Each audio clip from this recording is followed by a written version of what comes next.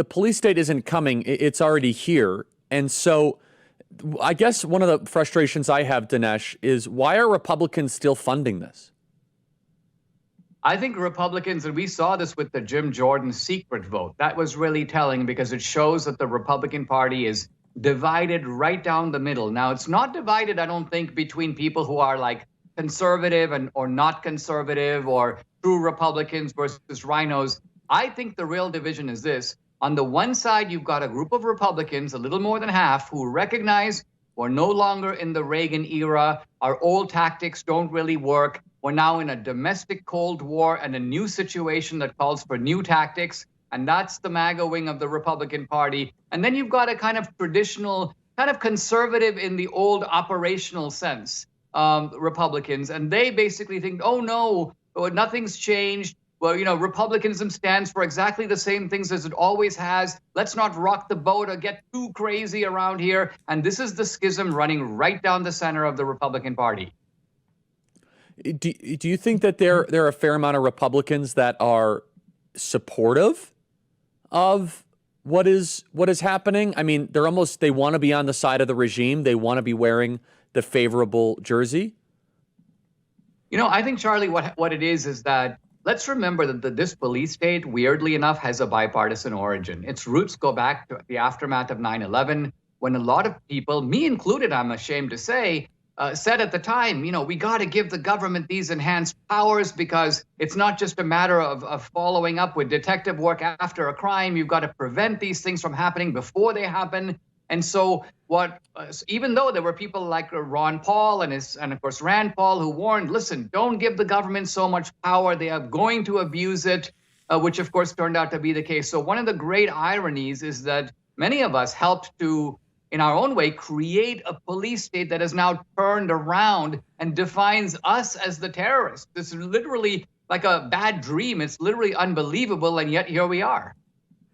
And yet here we are. And so you sat down with Jim Jordan. From your perspective, what policy solutions have you seen, or like what do you think is a legitimate legislative, let's just say, agenda that could be put forward to help fix this police state? Because that's an element of this, right? We have to identify the problem. What do you think can be done to actually solve this? Well, I think that the Supreme Court can, and I think will. They're moving slowly. The Missouri versus Biden case on censorship is kind of making its way up. They lifted the injunction, but they're going to hear the case and make a decision next spring. I think that they will deliver a drop kick to digital censorship, which is not to say that they will stop it completely. Facebook and YouTube can continue to censor. They just cannot continue to collude with the government to do that. I think that's going to come down the pike. That will be a huge victory. I do think that if you don't have the House and the Senate and the presidency, you're obviously hampered in what kinds of legislative solutions you can have on your own. The House is in a position, though, where I think they can pursue ruthlessly the investigative paths of exposing the police state. And they need to do that at every juncture that they can. The real power right now is with governors and secretaries of state and attorneys general at the state level. If they were to bring some indictments against prominent Democrats, indict Mayorkas for child trafficking in Texas, for example, that would be a good place to start. Suddenly, the left begins to feel that they too are coming under the gun. I mean, remember when Elon Musk banned some leftist journalists on Twitter for one day? The freak out, you wouldn't even believe it. They were quoting John Stuart Mill, raving about the benefits of free speech. So when it happens to them, they discover the virtues of constitutional liberty. Yeah, and so do you think really, after reflecting on this, Dinesh, it is time for Republicans to embrace political power? That's what you're getting at, right? Which is we have to make them as fearful of raids as we are.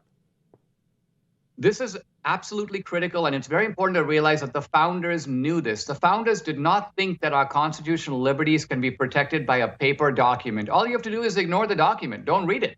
The founders believed that you needed a certain architecture of government, separation of powers, checks and balances, but that you also need a rational and mutual fear between the majority and the minority. Each has got to be privately terrified about what the other can do, and that creates an environment in which everyone's liberties are a little bit safer.